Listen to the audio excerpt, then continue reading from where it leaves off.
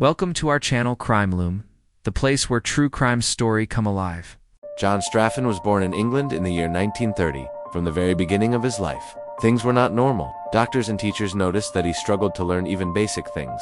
He could not read or write well, and he had difficulty understanding simple instructions. As a child, he often behaved in strange and troubling ways. He did not seem to understand right and wrong in the way most people do. His family found it hard to care for him. At that time, there was very little support for children with serious learning difficulties.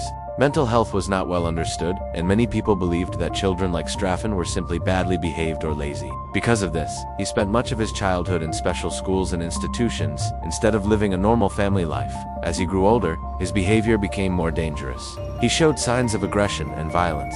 He had disturbing thoughts and often acted without thinking about the consequences. People who worked with him knew that he could be dangerous, but there were few long-term solutions available at the time. Many institutions were overcrowded, and patients were often moved in and out without proper long-term planning. By the time John Straffen reached adulthood, he was already known to authorities. He had been in trouble several times for inappropriate behavior. Still, no one imagined how serious his actions would soon become.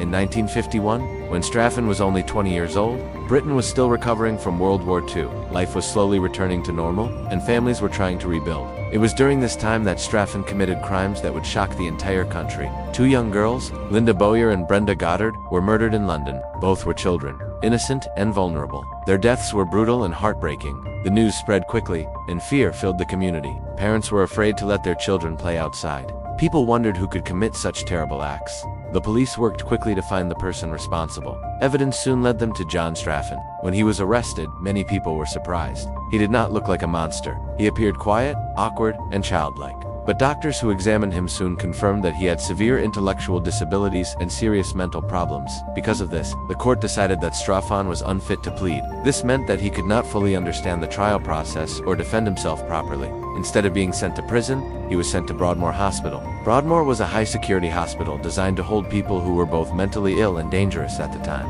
Many believed that Broadmoor was secure enough to protect the public. Straffen was considered one of the most dangerous patients there. But even so, he was still allowed certain freedoms inside the hospital. The understanding of risk and long-term danger was very limited in those years. Then, in 1952, something that should never have happened took place. John Straffen escaped from Broadmoor Hospital. The escape was a complete failure of security. A man known to have killed 2 children was suddenly free. When the news broke, panic spread across the country. Police forces everywhere were put on alert. People were warned to keep their children close and stay indoors. While on the run, Straffen traveled to Stratford-upon-Avon. This town was known for its history and calm streets. It was the last place anyone expected danger, but tragedy followed him there. In Stratford-upon-Avon, Straffen came across a 5-year-old girl named Mary Hodges.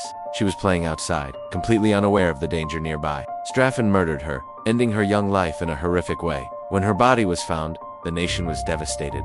This third murder caused outrage like never before. Newspapers demanded answers. How could a man already known to be a child killer escape from a secure hospital? Who was responsible for allowing this to happen? The police launched a massive manhunt, and Straffen was soon captured. This time, there would be no mistakes. He was put on trial for the murder of Mary Hodges. Unlike before, he was found guilty and sentenced to life imprisonment. John Straffen would never walk free again. He was sent to prison, where he quickly proved that he was still extremely dangerous. Even behind bars, he attacked other prisoners. He showed no sign of remorse and no ability to control his violent impulses. Prison staff feared him, and many believed he should never have contact with others. Over the years, Straffen was moved between high-security prisons and mental health hospitals. Doctors studied him carefully. Some believed that his condition meant he could never truly understand his actions. Others argued that regardless of his mental state, he remained a serious threat to society. His case became famous in legal and medical circles. It raised difficult questions. How should society deal with people who are both mentally disabled and extremely violent? Is punishment enough, or is lifelong containment the only option? As decades passed, Straffen aged behind locked doors. The world outside changed, but his situation remained the same. New laws were introduced, and mental health care improved, partly because of cases like his. Security at institutions such as Broadmoor was strengthened. Procedures were changed to make sure that dangerous patients could not escape again. John Straffen died in 2007, at the age of 7. He died in custody, as he had lived for most of his life. His death did not bring peace to the families of his victims, but his story remained an important lesson. The crimes of John Straffen showed what can happen when systems fail. They showed the danger of underestimating risk and ignoring warning signs. Most of all, they showed the importance of protecting innocent lives. Today, his name is remembered not with fame, but with warning. Behind every crime story are real victims, real families, and pain that never truly goes away. The children he killed are remembered, and their stories are not forgotten. This is not only the story of a killer, it is the story of failure, responsibility, and the need to do better. It reminds society that safety must always come first, and that the most vulnerable must always be protected. For watching more amazing videos like this, subscribe our channel Crime Loom.